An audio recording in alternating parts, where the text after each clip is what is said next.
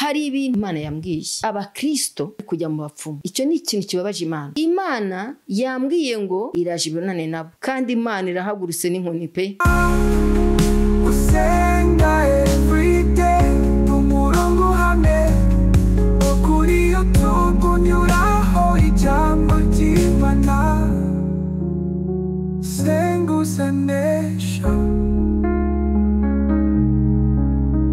Reka ngusuhuze inshuti ya gusenga everyday, nizere ko mumeze neza mu musambu kumwe naje Manakiza Edouard. Abari mu Rwanda shalom shalom, abari mu Burundi shalom, abari muri Afrika mwese mumva ikirundi, ikinyarwanda, ikinyamurenge n'ikinyabwisha shalom. Turakunda ni gusenga everyday, ni gusenga buri munsi, nusenga uzanesha, no gusenga uzaneshwa.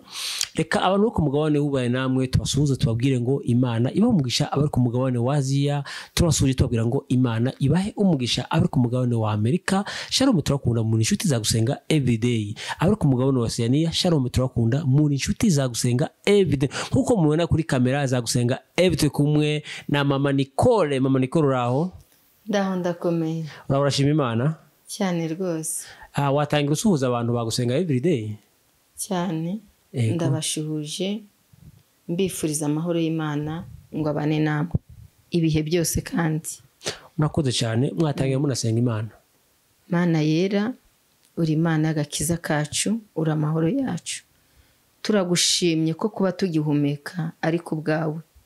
Hari benshi bageze hacecekerwa, waraturinze. Hari benshi bahuye n'inzitane zikomeye, ariko wagize neza, watwongereye igihe cyo kubaho kugira ngo twongere tuvuge imbaraga zawe no gukomera kwa n'ubutwari bwawe. Wafashije igihugu cyacu, itorero ryawe. Hari byinshi bihiga ubugingo bwacu, ariko wabaye mu ruhande rwacu, warakoze. Warinze isi yose kuko ituye mu bwoko bwawe, wagize neza. Dufite amashimwe Mana yacu, warakoze. Unyemere muri aka kanya rero duciye bugufi ngo izina ryo rihabwe icyubahiro. Urengere ubugingo bwacu ndetse n'umubiri wacu, kuko ubugingo bwacu ari bwo buzakubona. Dusengeye abagiye kumva kino biganiro byose, ubane nabo, ubagire neza Mana. Ukangura imitima yabo ko tugeze mu gihe gikomeye, cya kindi Paulo yavuze ngo igihe cy'imperuka hazabe birushya. Abantu bazabikakaza bibona bakunda imiya, badashaka kumva, banga abavandimwe babo, bafite ishusho yo kwera kandi bakana imbaraga z'Imana. Nicyo gihe tugezemo, ariko ukangurira abantu kongera kumenya no kukubaha. Byose tubisabye twizeye izina ryawe, amen. Amen. Mama Nicole, tuguhaye ikaze kuri gusenga everyday. Tuguhaye agatuti ka gusenga everyday. Murakoze cyane. Yego. Shimira Imana ko ngiye kubana natwe. Ariko hari indirimbo iri gufasha ubugingo bwanjye muri misi. Kandi indirimbo yo ndanyigitero kimwe. Ni indirimbo yo mu gitabo, indirimbo ya 4 mu gushimisha. Ivuga ngo niboneye urukundo rw'umukiza, urwo rukundo ni rwo runezeza. Afite izina ryiza uwo wankunze, n'Imana Data n'Umwana we Yesu. Nashimishijwe n'urukundo rwawe, yewe Mana nawe Yesu Kristo. Nashimishijwe n'urukundo rwawe, yewe Mana nawe Yesu Kristo. Nge ndi imbere yawe n'umwana muto, icyo nkwiriye n'ugufashwa gose. Je munyabyaha umfata unkomeze, kuko nshidikanya sinkora ibyiza, singikora ibyajaga binezeza. Ubu nkora ibyo nikoresha, singikora ibyajaga binkoresha. Ubu nkora ibyo nikoresha. Iyo ngusabye Yesu kuzi wanje, ubwo bashaka ko wamara ubwoba, njye munyabyaha umfata unkomeze kuko nshidikanya sinkora ibyiza. iyo ndirimbo ndayikunda cyane. Igitero sinzi gisa ntago tukirimbye neza. Imana ishimwe nyene uko umwuka yabiyo ari ushaka kubikurikira ariko umwuka kazana ibye cyane. Yego ngo iyo ngusabye kuzi wanjye mbashaka ko wamara ubwoba. Icyaduha muri iki gihe umuntu wese agasaba Imana ngo ibe mu ruhande rwe. Twihuse rero reka tubwire abantu ko Imana ibashaka. Icyo ni icyambere. Hari ijambo ry'Imana hano mu gitabo cy'Abami ba mbere igice cya 13 harimo umuhanuzi Imana yatumye ngo i Beteli, kuko yabonaga hari ibintu bidasobanutse, abantu bariyononye bakora ibyangwa n'Uwiteka. Imana ihagurutsa umuhanuzi ngo agende ajye i Beteli, ariko ndashaka kubabwira kuri kondisiyo Imana yamuhaye, kondisiyo zikomeye cyane. Yarambwiye ati nugerayo ugakora ibyo ngutegetse, ukajya kuburira ubwoko bwanjye, ukajya kubabwira ibintu byambabaje byose, ntuzarye ntuzanywe. Icyongeyeho inzira wacuyemo ntuzayisubiremo. Bisobanura iki? Imana ishaka ko tugende uko ishaka kandi tugakora ibyo ishaka. Urabyumva? Dukora ibyo ishaka kandi twanga ibyo idashaka. Urabyumva? Hari ibintu rero bingahe Imana yambwiye abakristo barangije kwiyonona, bari kujya mu bapfumu. Icyo ni ikintu kibabaje Imana, kandi bari mu itorero bari kujya mu bapfumu bimitse ibindi bigirwamana muri bo. Imana yambwiye ngo bagarukiraho, nibatagarukiraho iraje ibonane nabo. Cya kabiri, ni abantu bari gukora ibyaha by'ubusambanyi. Umugabo ntakinyurwa n'umugore we, umugore ntakinyurwa n'umugabo we, umusore ntakinyurwa ko Imana yamuremye, umukobwa nuko. Imana irashaka ko ibyo byose mubivamo, ikongera ikagendana namwe, mukagendera mu bushake bwayo. Nibyo bintu Imana yambwiye. Icya gatatu rero, Imana irashaka ko mwongera musubira ku gicaniro, igicaniro cy'Imana. Yoboza Imana inzira. Uyu muhanuzi mu by'ukuri Imana yari yaramuhaye kondisiyo agenderaho, ariko Imana ikorana nawe by'ubutwari. Uzi ko yageze ku gicaniro cy'i Beteli ngo kigasadukamo kabiri kubera ibitangaza by'Imana. Burya Imana iracyagenda n'abantu bayo.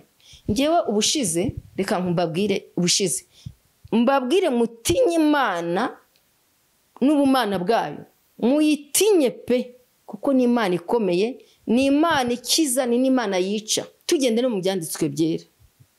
Nge nigeze kuryama ndotera umuntu, kandi wenda azumva n'iki kiganiro azacyumva.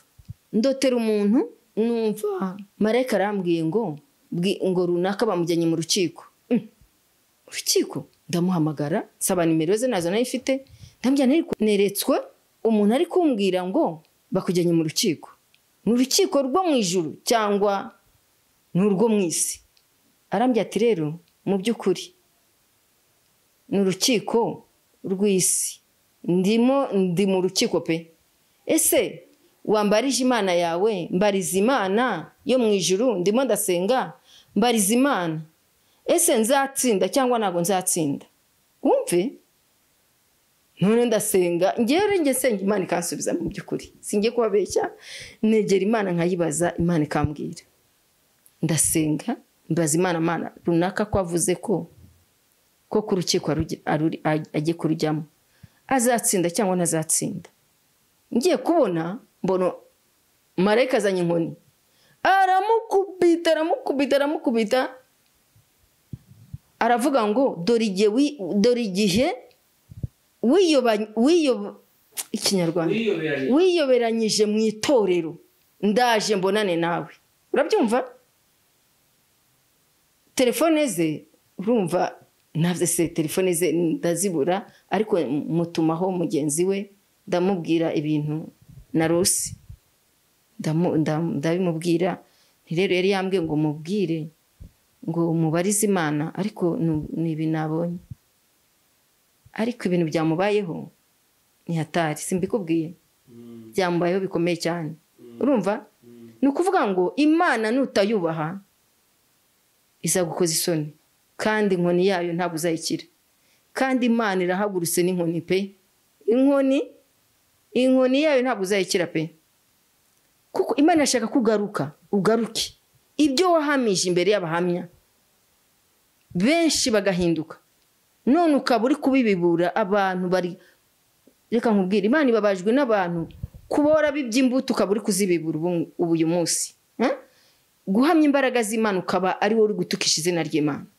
ibyo Imana abantu bari kujya mu bapfumu bari gukorana n'imbaraga mbi abantu bari kugira abandi nabi reka mbabwire kandi nongere mbwira abantu wenda bankurikiranye nimushaka ukuntu mushaka Imana mwambara imbaraga kuko amazi si yandi mwambara imbaraga n'ibyo bitero by'abadayimoni byose biri guhiga ubwoko bw'Imana nibiza bisange uhagaze mu mbaraga z'Imana kuko hari byinshi tugenda duhura nabyo ariko Imana ikambwira ngewe kenshi Imana igimbwira ati humura nzahiga ibiguhiga ibikurwanya mbirwanye kandi ndi hejuru ibyo byose ariko niba warataye Imana ukaba utakiri kumwe n'Imana warayitaye umugongo byanze bikunze bizakugiraho ingaruka nibyo bizakugiraho ingaruka ariko icyo nkukangurira ongera wegera Imana cyane wireba ngo runaka arakwanga niba kwanga ntacyo niba gutuka ntacyo shaka Imana n'umutima wawe wose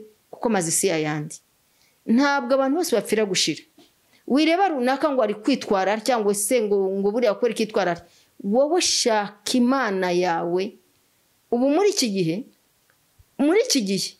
turi mu mukoro wo gushaka Imana n'imbaraga zacu zose n'umubiri wacu wose kuko abantu barushiye kuba abagome niba uri gukorana n'umuntu murimo akaba ari kujya muri izo mbaraga mbi nawe ugasanga uri muri ibyo byose byanze bikuze bizakugiraho ingaruka mbi cyane kandi ushaka ukuntu wakongera kuvugana n'Imana Imana uyoboza inzira niba ugiye kujya ahantu iboza Imana inzira niba bino bintu byo kwirwa muri kugenda mugenda ngo mugiya abantu bakabahamagara mutugiye aha ngure tugende banzi bazi Imana inzira ese iyi nzira koko ngiye kujyamo Imana uyikigikiyemo ngewe Imana igeze kumbwira ngo ujye ugenda ariko navuze urabyumva kandi umuntu nagwa ngewe singiye kubabeshya utarampamagara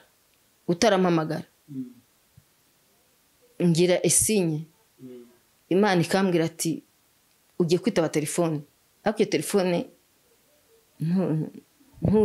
uyakira ariko nangwa uyireke wigengesere uburyo bwo kugendana n'Imana muri ibi bihe kugendana n'Imana jewe murashobora kumamagara yampamagara esinye kaza mbere kambwira ati telefone ntuyitabe kuko ibibazo yaba ari y'umugisha kambwira ati taba iyo telefone kubera iki abantu rero muri iyi minsi icyo nshaka kugira inama abantu muri iyi minsi yabaye mibi ibintu bimeze nabi tukadukure kuyoboza Imana inzira nkuko abatubanjirije bayobozaga Imana inzira surtout abajene muri iki gihe mukuriye kwitonda rwose mw'abajene mwe abantu ho baguhamagaye ntugende wiruka kuko ibibazo ni byinshi uwo ari we wese umuntu uguhamagaye wese banza nubwo waba udasenga Imana ariko Imana ni data wa twese Imana ntago wabura kumva nk'umutima ukubwiye ati ahantu wihajya burya bari umutima nama Imana igusanze nangwa nk'umuntu akambwira ati ikigihe niki